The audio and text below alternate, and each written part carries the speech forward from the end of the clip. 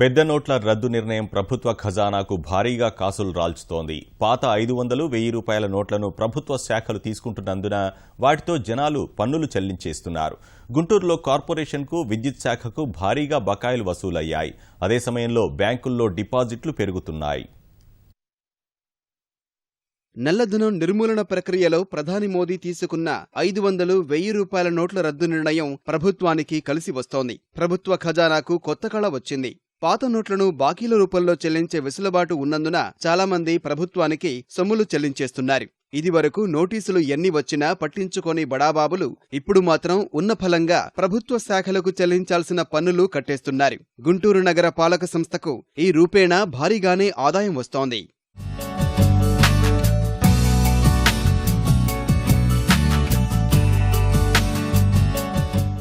జనాలు తమ వద్ద ఉన్న పాత నోట్లను పన్నుల చెల్లింపు రూపేణా మార్చుకునేందుకు పెద్ద ఎత్తున తరలిరావడంతో కార్పొరేషన్ ఖజానా కళకళలాడుతోంది.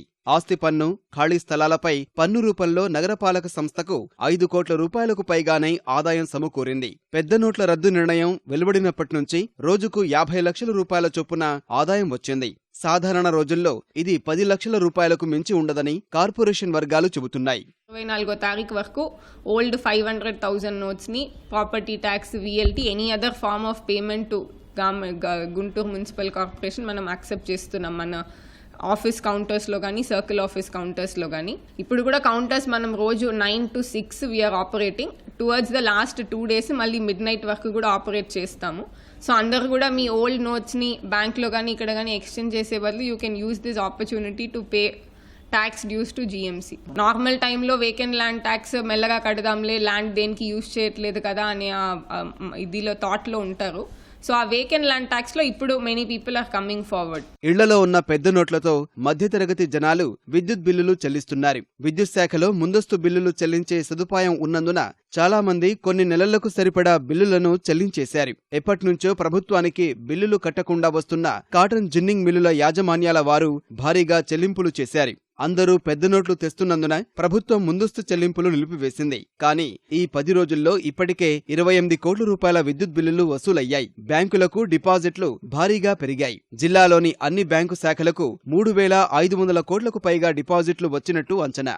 రెగ్యులర్ కలెక్షన్ కంటే దాదాపు 28 crores దాకా మాకు అదనంగా వచ్చింది. ఎక్కువ LTలో పేమెంట్ జరుగుతుంది, HTలో మామూలుగా ఆన్లైన్ పేమెంట్ ఎక్కువ జరుగుతుంది. మేజర్గా వచ్చేసి పంచాయతీలు, లిఫ్ట్ ఇరిగేషన్స్ ఇట్లా ఎక్కువ బకాయిలు ఉన్నాయి.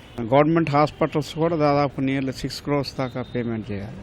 వాటి మీద డ్రైవ్ చేస్తాం. ఈ పెద్ద నోట్లు చలామణి ఆపిన తర్వాత జిల్లాలో ఉన్న బ్యాంకుల్లో పెద్ద నోట్లు, 500 రూపాయల నోట్లు, 1000 రూపాయల నోట్లు ప్రజలు ముమ్మడిగా ఇప్పటిదిప్పటిగా అకౌంట్లో కట్టుకున్నారు. వాళ్ళ లోన్లు కూడా తిరిగి చెల్లించారు.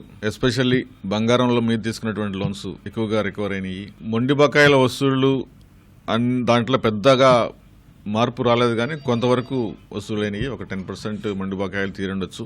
రాబోయే రోజుల్లో అవి కూడా బాగానే వస్తాయని మేము ఆశిస్తున్నాం. ఆసార్ డిపాజిట్స్ పెరిగినాయి కాబట్టి బ్యాంకుకి కాస్ట్ ఆఫ్ ఫండ్స్, అన్ని బ్యాంకులకు కూడా కాస్ట్ ఆఫ్ ఫండ్స్ తగ్గుతుంది. కాబట్టి రుణాల మీద కూడా వడ్డీ రేట్లు తగ్గే అవకాశం కనిపిస్తుంది. జిల్లాలో ఆదాయం లేక ఇబ్బందులు పడుతున్న పురపాలక సంస్థలు పెద్ద నోట్ల పుణ్యమా అని బకాయిలు రావడంతో కాస్త తేరుకున్నాయి.